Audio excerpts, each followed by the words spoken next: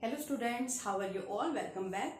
In this particular video, we will discuss some NCERT exercise questions of the unit Hello Alkenes and Hello Arenes class 12th. NCERT exercise का question है हमारे पास एक equations की form में हमें given है. Chemical reactions हम यहाँ पे मेंशन करते हैं. Now let's discuss one by one.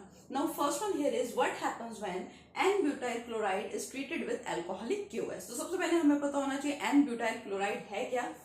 Let's write here N-butyl chloride. N stands for straight chain, यानी कि आपके पास स्ट्रेट चेन में प्रेजेंट है जो भी कंपाउंड है. ब्यूटाइल मीन्स 4 कार्बन एटम्स आपके पास है, CH3 CH2 CH2 CH2. Butyl हो गया क्लोराइड. ठीक है. This N-butyl chloride is treated with alcoholic QH.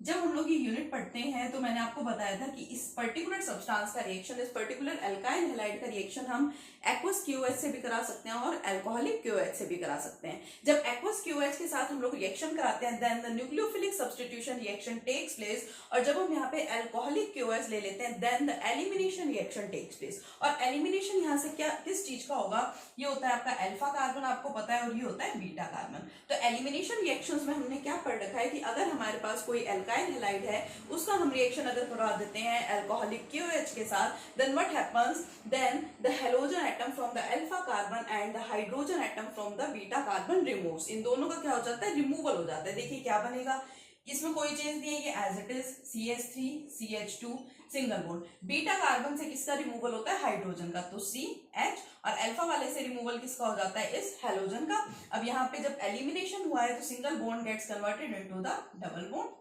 ठीक है. This one plus potassium and chlorine, ये मिलके बना लेते हैं पोटेशियम क्लोराइड, प्लस यहाँ से जिस हाइड्रोजन का रिमूवल हुआ था this hydrogen combines with OH for the formation of H2O. Now this is the product of the first equation कि जब हम N-butyl क्लोराइड का रिएक्शन करवाते हैं अल्कोहलिक QH के साथ then the formation of this product क्या है, ये ब्यूट. 4 कार्बन एटम्स है, ब्यूट फर्स्ट पोजीशन पे डबल बॉन्ड है, then butene. Butene, potassium chloride and water, इन तीनों की क्या हो जाती है, यहाँ से फॉर्मेशन हो जाती है. तो ये हो गई है हमारी फर्स्ट इक्वेशन. NCERT का क्वेश्चन है, मोस्ट इंपोर्टेंट क्वेश्चन है. ठीक है, इनको बहुत अच्छे से करना है. Now let's have a look at the second equation. Now what about second equation? Second equation says what happens when bromobenzene is treated with magnesium in the presence of dry ether. Now let's draw bromobenzene first.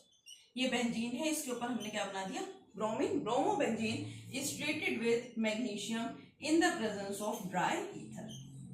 तो ये हमने पढ़ा था halo alkanes and halo arenes का जब हम reaction करवाते हैं विद एक्टिव मेटल्स, तो ये रिएक्शन हमने वहां पे पढ़ रखे हैं. तो फॉर एग्जांपल हमने ये पढ़ा था RX एल्काइल हैलाइड है, इसका रिएक्शन सपोज हम मैग्नीशियम के साथ कराते हैं in the presence of dry ether, तो क्या बन रहा था, ये Mg जो था वो इन दोनों के बीच में आ गया था, यानी कि RMgX. Same will takes place here.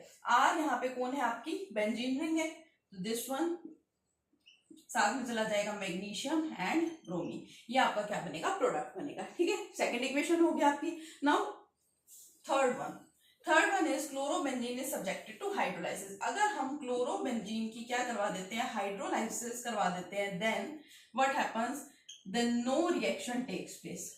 Y, क्योंकि हमने पढ़ रखा है कि अगर हम अगर हम क्लोरोबेंजीन की हाइड्रोलाइसिस कराते हैं यानी रिएक्शन विद वाटर कराते हैं तो ये रिएक्शन डायरेक्टली नहीं होता है, यहाँ पे हमें कुछ स्पेशल कंडीशंस की रिक्वायरमेंट होती है. बट यहाँ इक्वेशन में तो हमें वो स्पेशल कंडीशंस नहीं गिवन है. इक्वेशन हमें क्या बता रही है कि क्लोरोबेंजीन का हमने डायरेक्टली क्या करवाया है, रिएक्शन विद वाटर करवाया है, इसके डायरेक्टली हमने हाइड्रोलाइसिस करवाई है, तो इसका कोई भी रिएक्शन नहीं होगा. ठीक है, तो हम लोग क्या पढ़ रहे हैं, हम लोग क्लास 12 में halo alkanes and halo arenes जो हमारी ऑर्गेनिक केमिस्ट्री की यूनिट है, इसमें जो NCERT एक्सरसाइज है उसकी हम क्वेश्चन डिस्कस करने हैं. तो इस क्वेश्चन में 3 पार्ट्स जो हैं, इसके 3 जो इक्वेशंस है वो हम लोग डिस्कस कर चुके हैं. नेक्स्ट वीडियो के अंदर हम करेंगे बाकी की equations. Okay, keep learning. Thank you.